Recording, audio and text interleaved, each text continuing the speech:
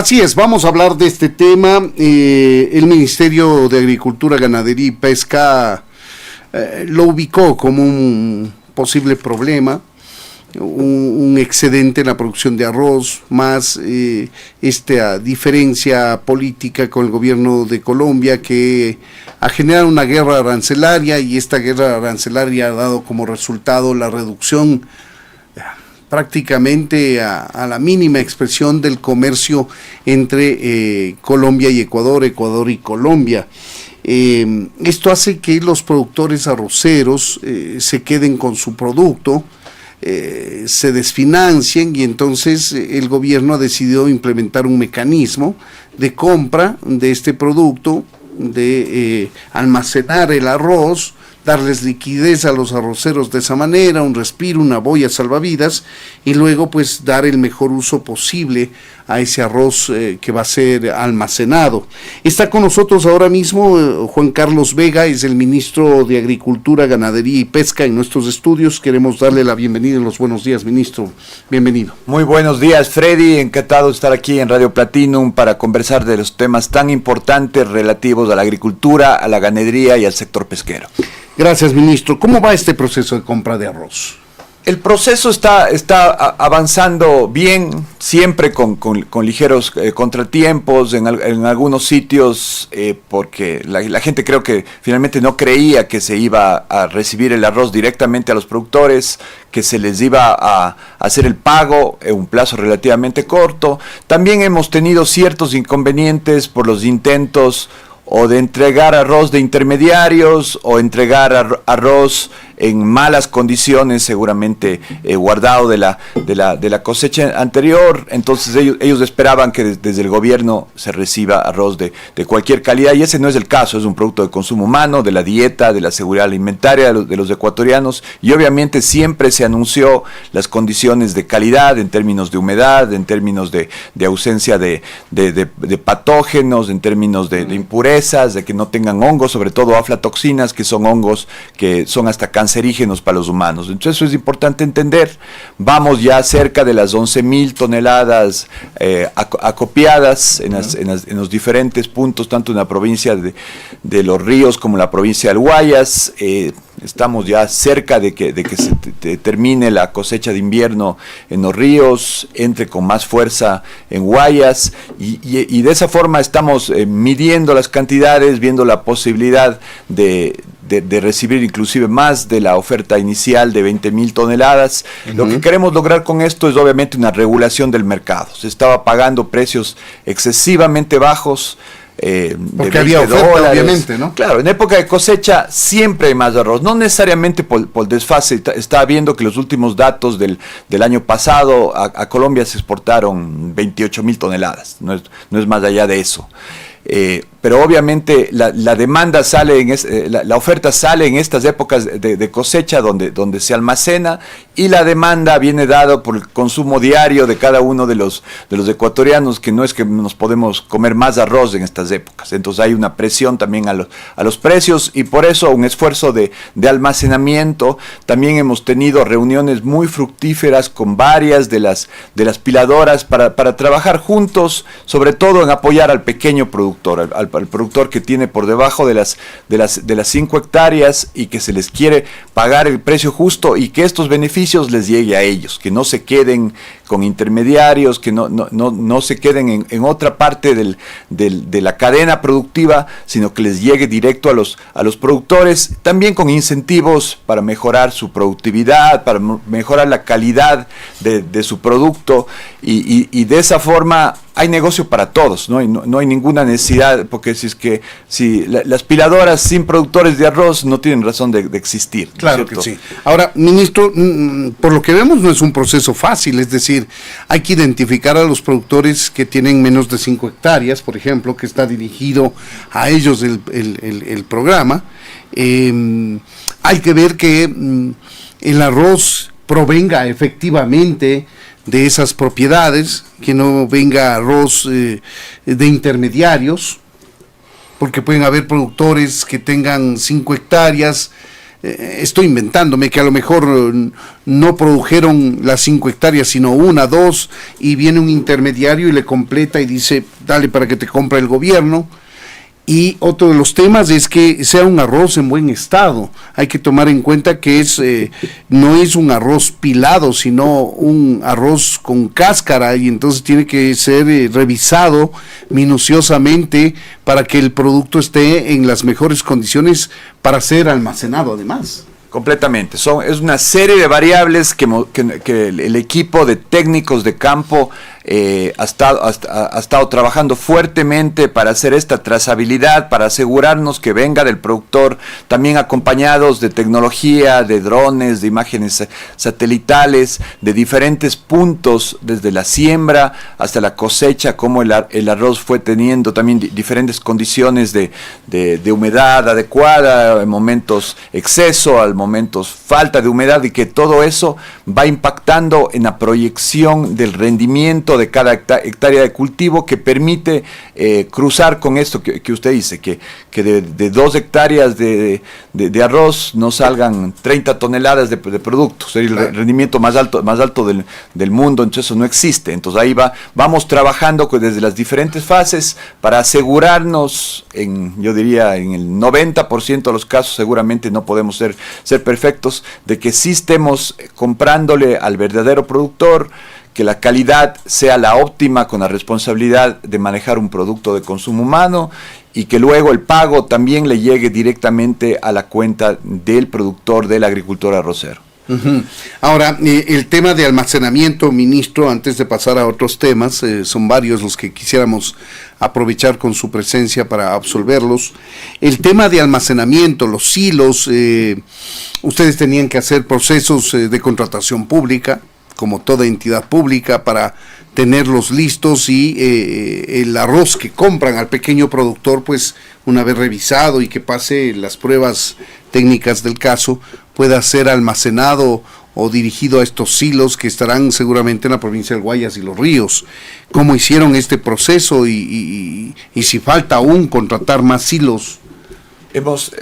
Comenzamos con 4, hemos expandido ahora a 6 puntos de acceso, donde obviamente lo importante es la capacidad de secado, de limpieza del grano, y luego la capacidad de almacenamiento, porque no se puede almacenar, como se imaginarán, directamente como viene del campo, porque obviamente el exceso de humedad en el grano hace que se deteriore en el silo. Entonces tienen que tener las condiciones de humedad de alrededor del 20% de humedad, menor del 5% de impurezas. Entonces de esa forma puede ser almacenado. Cuando llegan los camiones de los productores, de las piladoras, se toma una muestra y se hace un trabajo de laboratorio para evaluar todas esas condiciones, inclusive la capacidad de pilado, porque muchas veces un grano muy seco, en malas condiciones, no puede ser pilado porque la cáscara queda pegada al grano. Entonces, y el proceso de pilado es nada más que limpiar y separar la cáscara para que el grano quede en las condiciones ya de consumo humano, como estamos acostumbrados a verle casi todos los ecuatorianos. El flujo de recursos, ministro, eso es fundamental.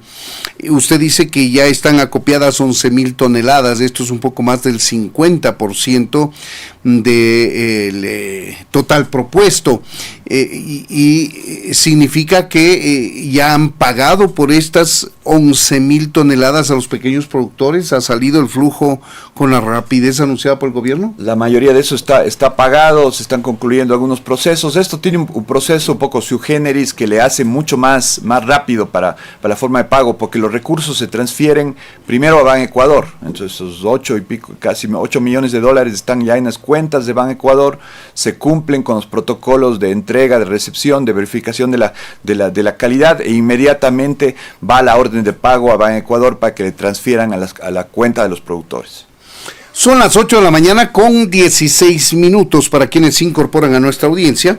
Estamos conversando con Juan Carlos Vega, es el ministro de Agricultura, Ganadería y Pesca.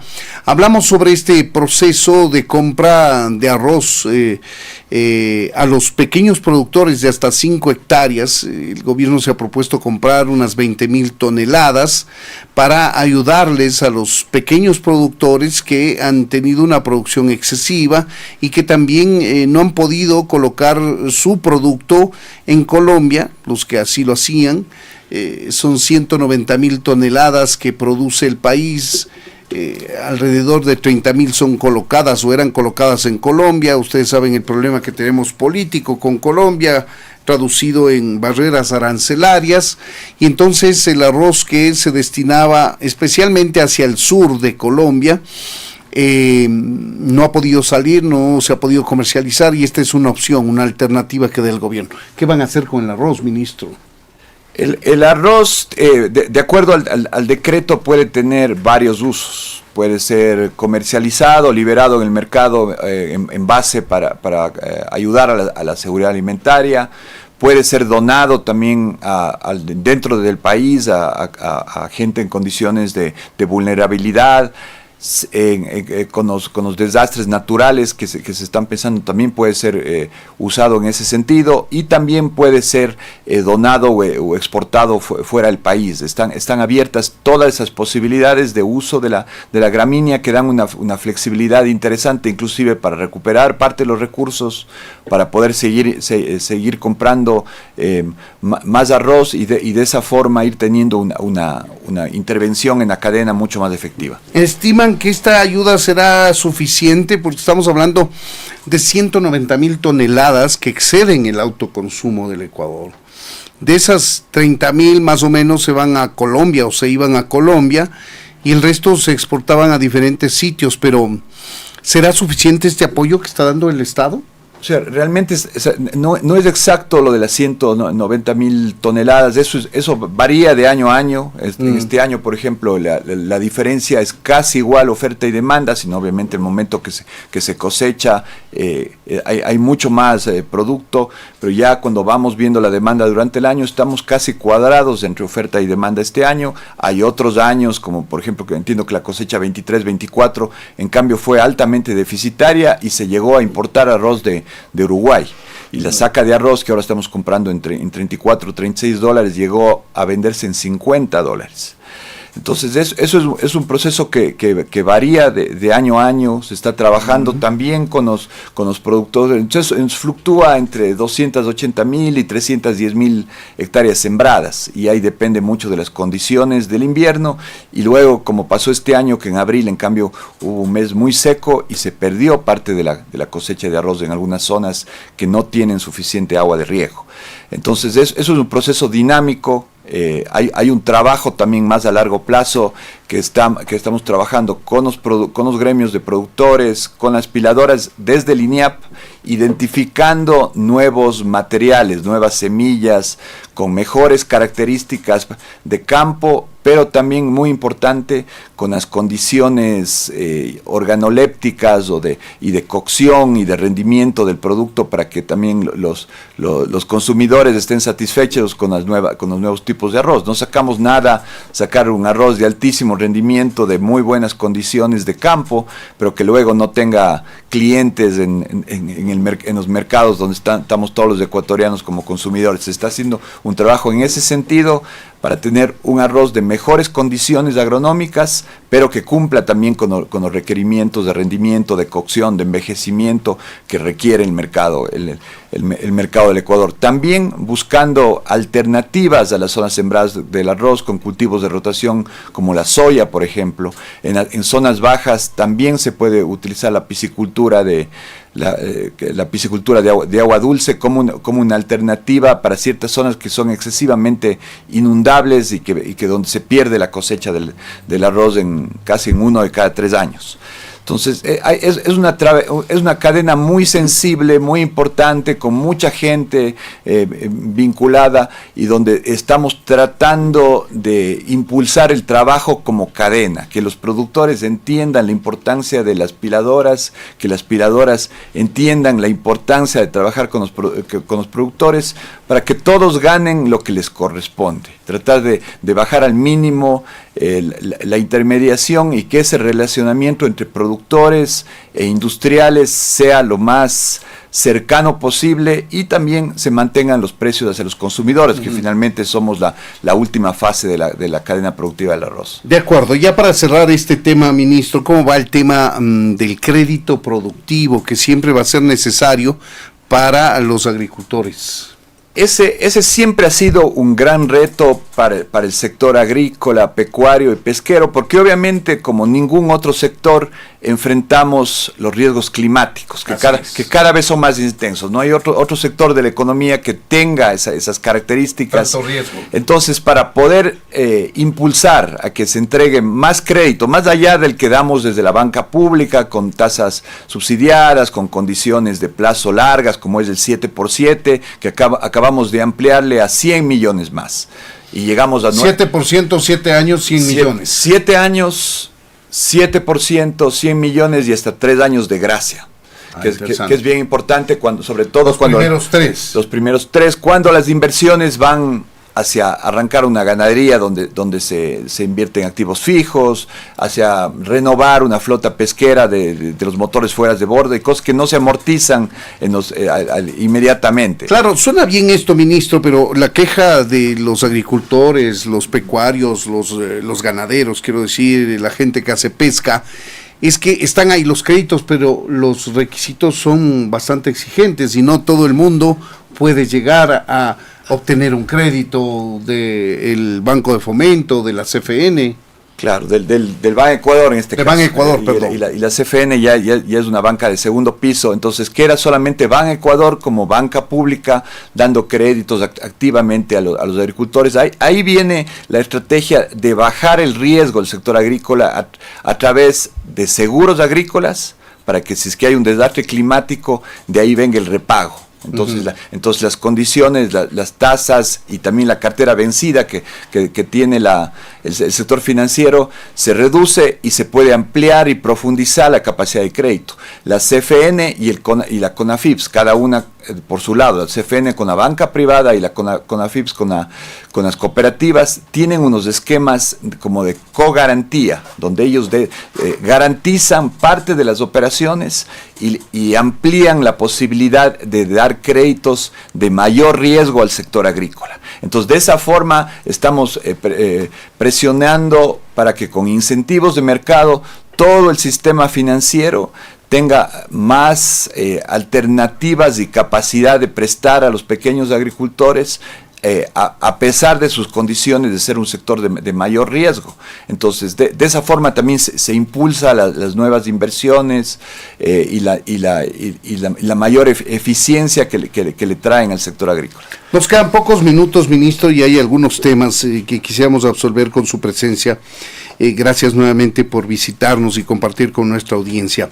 Tenemos el tema de Oriente Medio, los problemas que ha generado con no solamente la producción petrolera, más que la producción, la venta del petróleo que proviene del Oriente Medio, de Irán concretamente, sino también el tema de fertilizantes, y ahí entramos a su área que es la agricultura. Esto ya se está sintiendo en el país, la ausencia de fertilizantes que tienen un origen químico obviamente y que se basan en la producción petrolera. El Ecuador depende gran parte de sus fertilizantes químicos, como los más importantes, siendo la urea, el DAP y el muriato de potasio, de importaciones. Y ya se está sintiendo un incremento importante en los precios a los que reciben los agricultores. Y lo que estamos haciendo es aprovechando esta oportunidad para que el Ecuador se suba en esta nueva revolución verde, que es el uso de bioinsumos, el uso de microorganismos, que son alternativas orgánicas de reciclaje de nutrientes, pero que no antes se pensaba orgánico, saco unos 3 tomates por hectárea ahí medio comidos de los gusanos, y o sea, lo orgánico se le veía como poco eficiente, rico, nutritivo, pero poco eficiente. Entonces ahora lo que nos estamos enfocando es una agricultura que no pierda sus estándares de producción productividad y de eficiencia, pero que se usen estos microorganismos, estos bioles, estos bioinsumos naturales que mantienen la productividad, porque hay un reciclaje de nutrientes, y por otro lado los microorganismos antagónicos actúan contra los patógenos, que son los que dañan a los cultivos, para tener el control de plagas sin usar químicos, y también la nutrición y la alimentación del cultivo en base a sustancias naturales que están presentes en los campos, que a través de trabajos de laboratorio se identifica a los más eficientes, se los multiplica y se libera. Entonces, ¿sí es posible tener eficiencia con el uso de fertilizantes orgánicos, ministro? Esto era un mito. Ese es el reto, y es un reto. Y ese es el cambio más importante que se está dando ahorita. O sea, un ejemplo que ando contando en todo lado, que en la zona 0, donde está el Fusarium raza 4, se puso mucha tricoderma, que esto es en el oro, en Santa Rosa. Se puso mucha tricoderma, que es otro microorganismo benéfico para combatirle al Fusarium, pero lo que se logró es liberar nutrientes, de que las plantas que estaban produciendo 80 cajas de banano por hectárea pasaron a producir 400 cajas de banano por hectárea. Tanto así el crecimiento. Un incremento muy importante en términos de liberación de nutrientes, de plantas más saludables, y sobre todo un crecimiento muy grande de las raíces, que es la principal parte de la planta, que absorbe los nutrientes del suelo, de capas más profundas, y de esa forma una planta mejor nutrida, más resistente, más fuerte para las plagas. Entonces, ese es el ejemplo de esta nueva agricultura biológica, agroecológica, como se la quiera llamar, pero ya no sacrificando producción, ya no sacrificando pérdidas por exceso de plagas, sino recuperando los equilibrios naturales para mantener la alta productividad y la alta eficiencia. Pero nos falta invertir, industrializar más procesos orgánicos. Así es, estamos trabajando fuertemente desde el INEAP, estamos montando biofábricas a nivel nacional en base a infraestructura relativamente barata, con tanques de plástico, con la introducción de los bioinsumos. Hay trabajos ya de algún tiempo, por ejemplo, en los productores orgánicos de la provincia del Oro, con el uso de microorganismos, porque ellos venden banano orgánico con certificaciones europeas, entonces no pueden usar químicos. Un tema último, ministro, en función del tiempo. ¿Qué está haciendo su cartera de Estado? ¿Usted qué disposiciones ha dado para estar preparados en la agricultura, en la ganadería, en la pesca, si es que cabe, para lo que significaría este super niño que podría configurarse en un evento natural de grandes proporciones? Estamos preparándonos, sobre todo en las provincias más vulnerables. Se está trabajando articuladamente con las otras carteras de Estado para limpiar los ríos, los esteros donde se evacuaría el agua, identificando las zonas bajas más susceptibles. Estamos también promoviendo el uso de seguros agrícolas para que, si se viene una pérdida, haya por lo menos una reposición de los costos de producción para que el agricultor pueda volver a sembrar en el próximo ciclo. Ya sabemos de la historia que luego de un gran niño viene un año agrícola espectacular, porque hay pérdidas de ese año, pero en el próximo año las tierras quedan fertilizadas en condiciones mejores. Entonces hay que también aprovechar esas oportunidades de rebote para que el próximo ciclo más que recupere las condiciones de pérdida con el niño. Ahí tienen ustedes, amigos, un repaso así muy rápido de los temas más coyunturales de lo que significa la cartera de Agricultura, Ganadería y Pesca, en la voz de su ministro, Juan Carlos Vega, ministro de Agricultura, Ganadería y Pesca. Muchas gracias por habernos atendido, señor ministro. Muchas gracias, Freddy, siempre un gusto estar aquí. Bienvenido siempre, muchas gracias. 8 de la mañana, 30 minutos.